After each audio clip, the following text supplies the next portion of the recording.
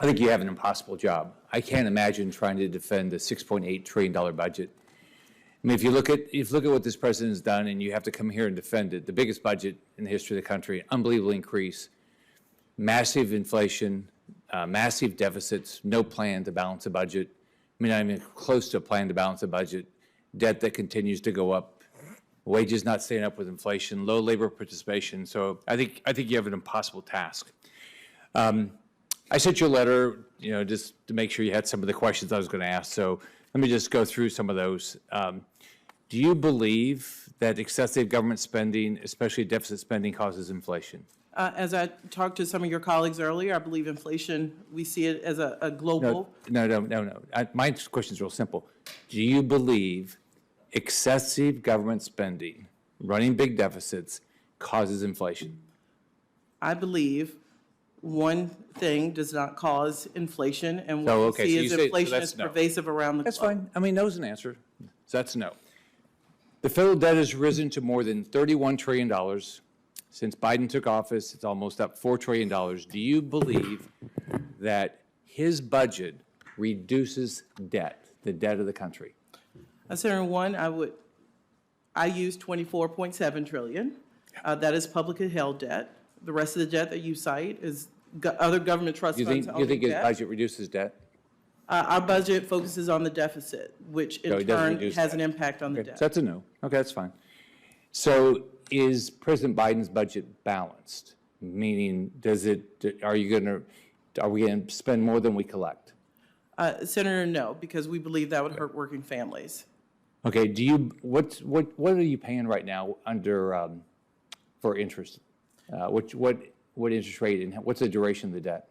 The duration of the debt, as you know, depends on Treasury policy on what they do in the bond market. But right now, it's about a little over 5 years, the maturity of the debt. And what's the interest rate that you're paying?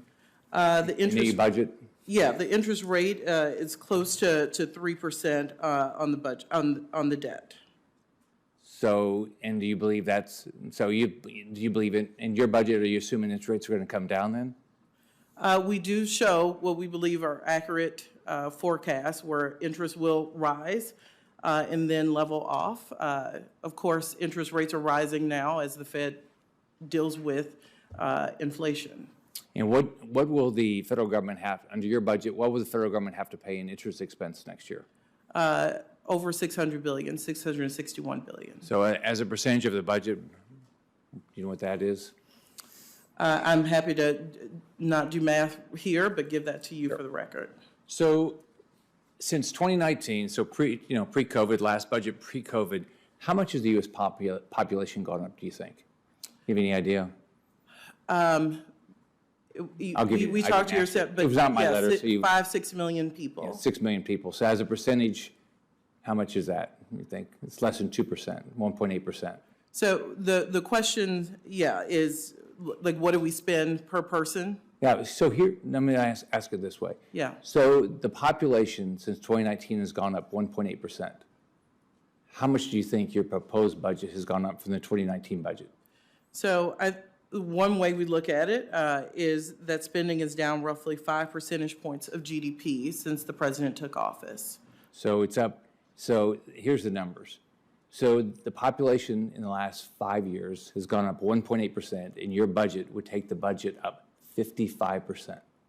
Now explain why, and that's $400,000 per new American. So why would we only have a 6 million increase in the number of Americans since 2019, but had a 55% increase in our budget? How could anybody explain that?